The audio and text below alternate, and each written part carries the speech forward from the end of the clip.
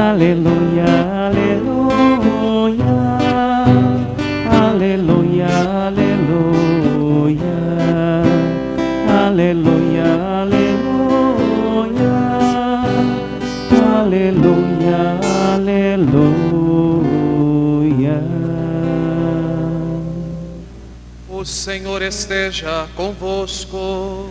Ele está no meio de nós. Proclamação do Evangelho de Jesus Cristo, segundo João. Glória a vós, Senhor.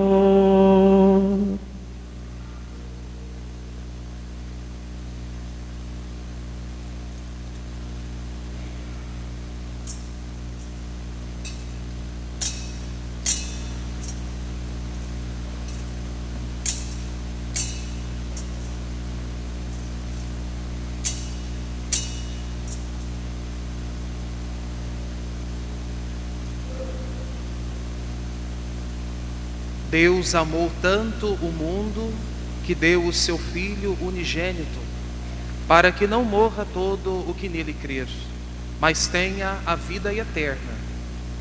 De fato, Deus não enviou o seu Filho ao mundo para condenar o mundo, mas para que o mundo seja salvo por ele. Quem nele crê não é condenado, mas quem não crê já está condenado, porque não acreditou no nome do Filho unigênito. Palavra da salvação. Glória a vós, Senhor.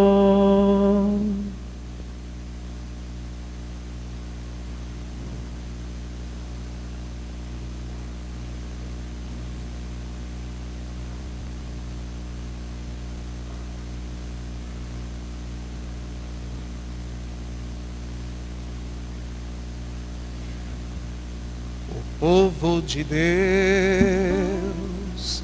no deserto,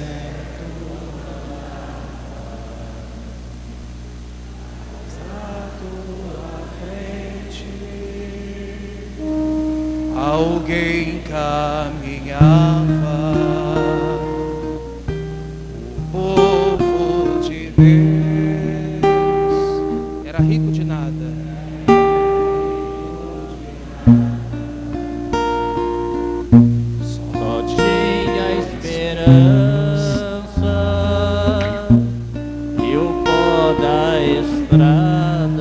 Só vocês, bem forte. Também sou teu povo, Senhor.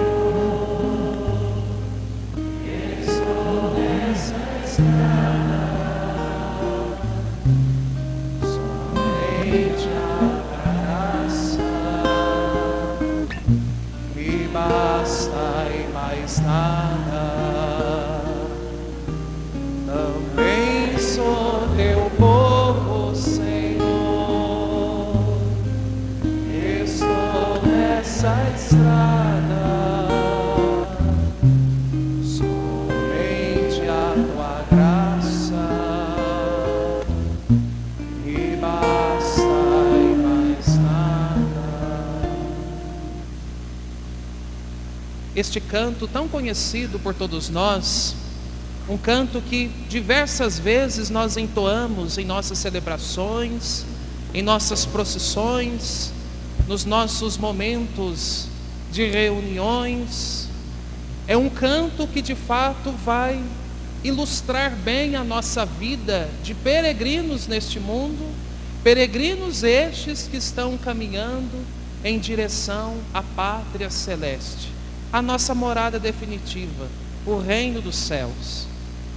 E o mais bonito neste canto é quando ele diz: somos ricos de nada, só temos a esperança e o pó da estrada. A nossa esperança é o próprio Cristo, e nada pode ofuscar o nosso caminho que nos levam até Deus. Meus queridos irmãos e irmãs, depois de termos celebrado o memorial da Páscoa do Senhor, os 50 dias, quando nós presenciamos as revelações de Jesus, que diante destas revelações, Ele nos convidou a professar a nossa fé na ressurreição. E diante desta profissão de fé, nós temos a única certeza nesta vida, de que nós iremos ressuscitar dos mortos. A morte não tem a sua palavra final, porque o Cristo o derrotou na cruz. E nós, meus queridos irmãos, que aqui nos reunimos, celebramos este memorial da Páscoa, e somos chamados a retornar um pouquinho no tempo, quando nesta mesma igreja celebrávamos a paixão do Senhor. E diante dos textos sagrados que ouvimos, nós chorávamos por perceber o quanto nosso Senhor sofreu por nós. E ainda mais, e o mais importante, aquilo que Deus espera de nós, choramos por causa de nossos pecados, porque foi justamente por causa dos pecados que levou à condenação de Jesus, a morte na cruz. E diante deste grande mistério da qual nós celebramos, nós somos envolvidos por este amor eterno, este amor que no dia de hoje nós somos chamados a potencializar, quando a liturgia nos convida a rezar sobre a Trindade Santa. 3 pessoas e um só Deus. 3 pessoas da mesma natureza, Pai, Filho e Espírito Santo. 3 pessoas com a mesma grau de importância, o mesmo grau de importância. O Pai não é maior do que o Filho não é maior do que o Pai e o Filho não é maior que o Espírito Santo. Os 3 possuem a mesma natureza. Mas talvez isso pode causar em nossa cabeça um certo espanto. Mas como que pode ser 3 pessoas e um único só Deus? É por isso que nós chamamos de mistério. E diante deste mistério da qual nós celebramos, nós somos envolvidos por este amor eterno. Esta troca de olhar do Pai, o amante, do Filho, o amado, e o Espírito Santo, o fruto deste amor. Este amor da qual habita em nós.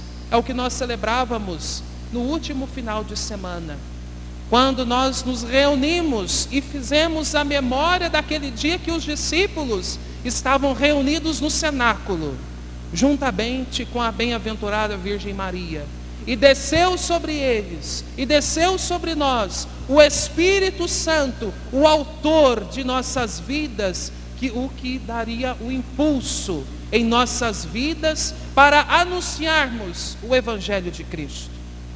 Este é o desejo de Deus, que nós sejamos os continuadores do seu projeto.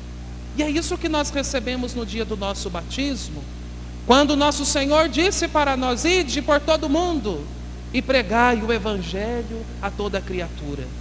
Então nós sabemos qual é o motivo que nós estamos neste mundo, para fazer com que o nome de Jesus seja conhecido, porque muitos ainda não conhecem.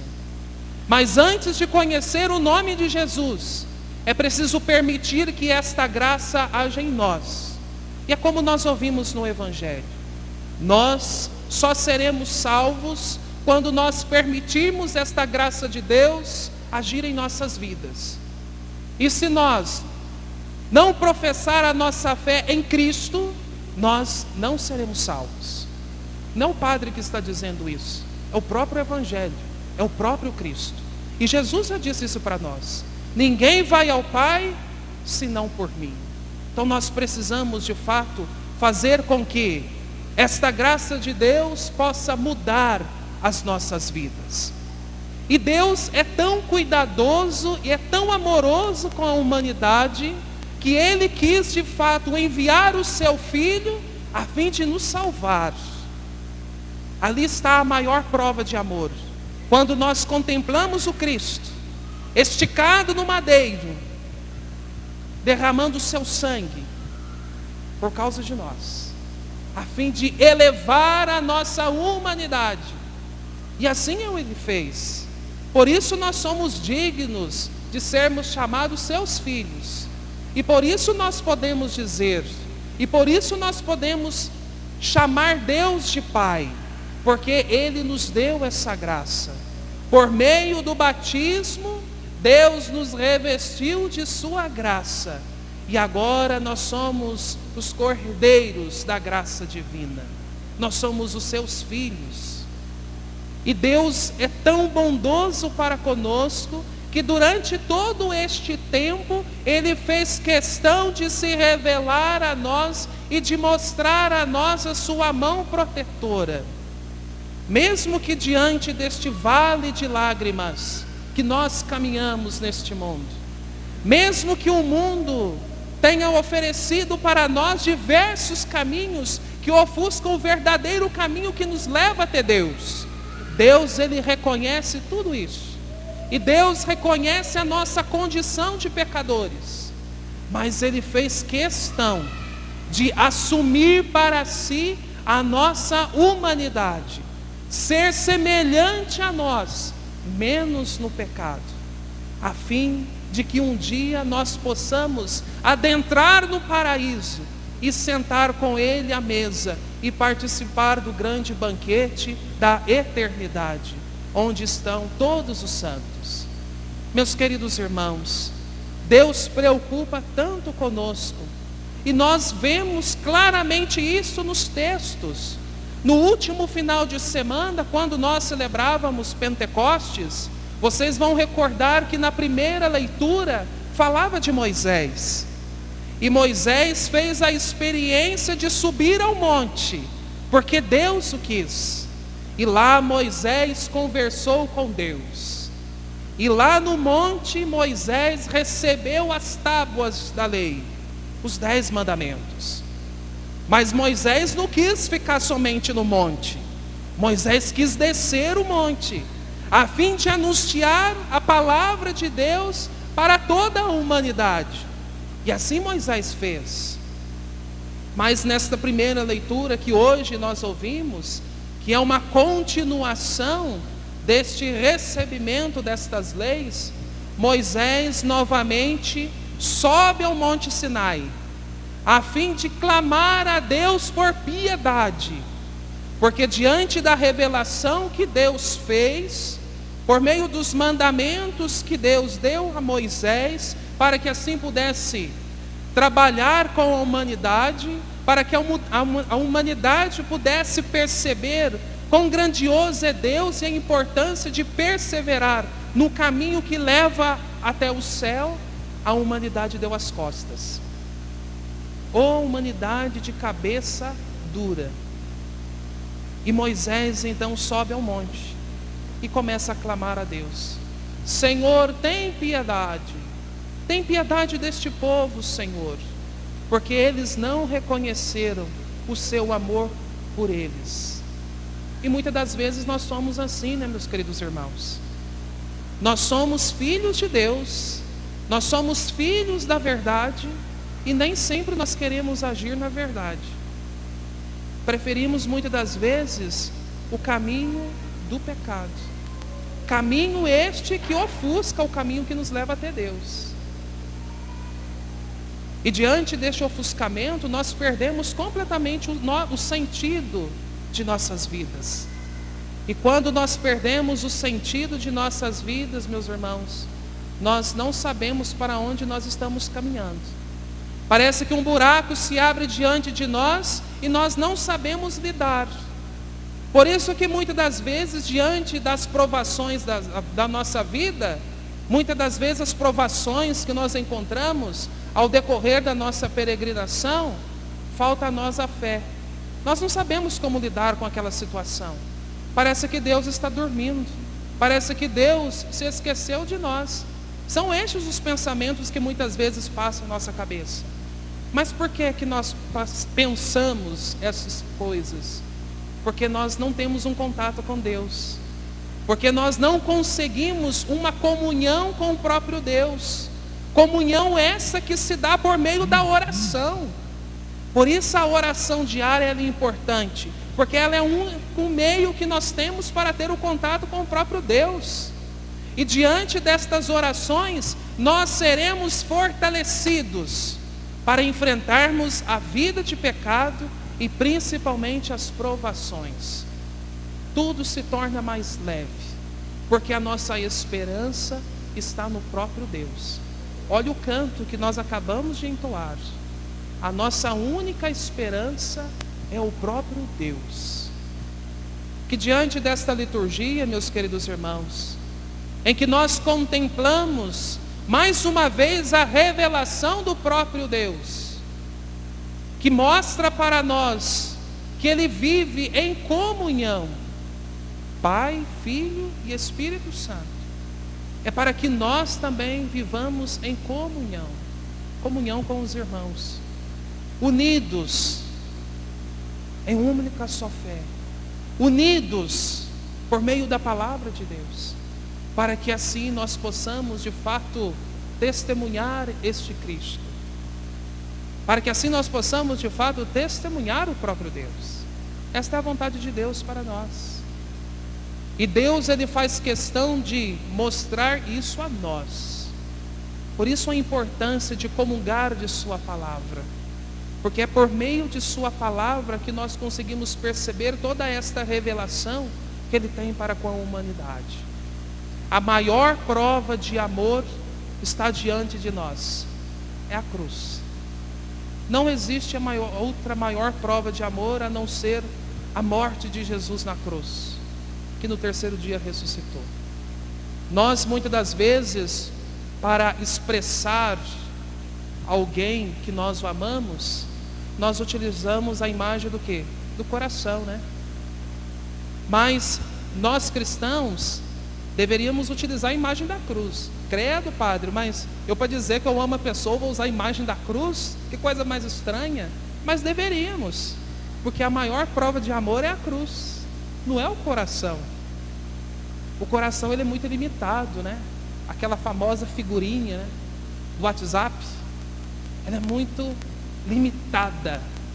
E quando nós contemplamos a cruz de Cristo, o nosso pensamento vai longe, porque nós podemos mergulhar no grande mistério da qual agora nós celebramos.